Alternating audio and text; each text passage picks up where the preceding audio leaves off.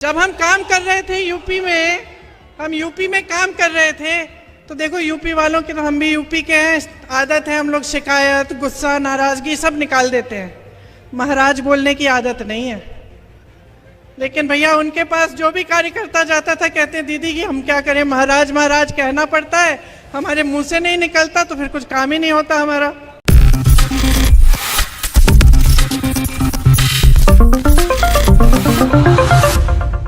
मध्य प्रदेश के विधानसभा चुनाव को मद्देनजर रखते हुए कांग्रेस महासचिव प्रियंका गांधी वाड्रा मोदी सरकार को, राज्य सरकार को चुनौती पर चुनौती देती हुई नजर आ रही हैं। प्रियंका गांधी वाड्रा बीते कई दिनों से इस राज्य में एक्टिव हैं। चुनावी हुंकार वह भरती हुई देखी जा रही है और इसी दौरान वह देखा जाए तो कई दिग्गज नेताओं पर निशाना साधती हुई भी देखी गई है। इसी बीच उन्होंने केंद्रीय मंत्री ज्योतिरादित्य सिंधिया को भी घेर लिया है। नमस्कार, मैं प्रांशी राठौर और आप देख रहे हैं नेक्स्ट 9 न्यूज।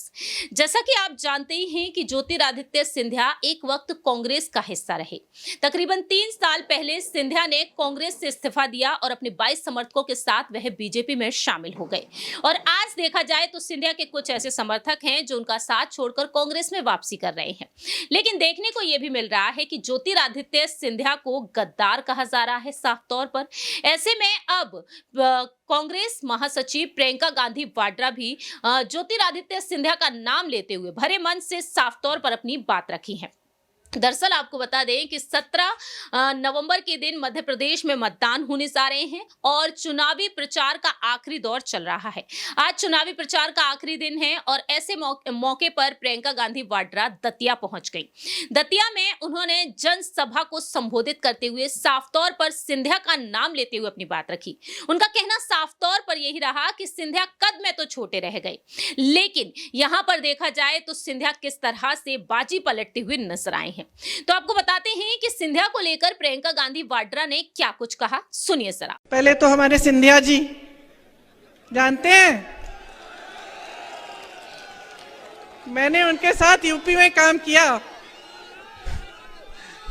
अब क्या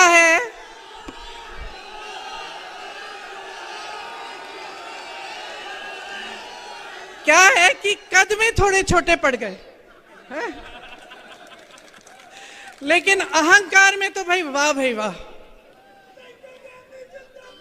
जब हम काम कर रहे थे हम यूपी में काम कर रहे थे तो देखो यूपी वालों की, तो हम भी यूपी के हैं, आदत है हम लोग शिकायत, गुस्सा, नाराजगी सब निकाल देते हैं। महाराज बोलने की आदत नहीं है। लेकिन भैया उनके पास जो भी कार्यकर्ता जाता था कहते हैं दीदी कि हम क्या करें, महाराज महाराज कहना पड़ता है, हमारे मुंह से नहीं निकलता तो फिर कुछ काम ही नहीं होता हमारा। वैसे उन्होंने अपने परिवार की परंपरा अच्छे से निभाई है।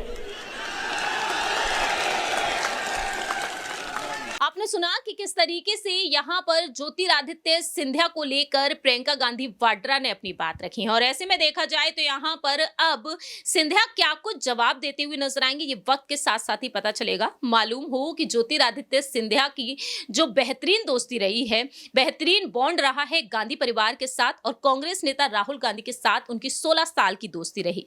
तो वहीं प्रियंका गांधी वाड्रा के साथ भी वह बेहतरीन बॉन्ड साझा करते हुए नजर आते थे।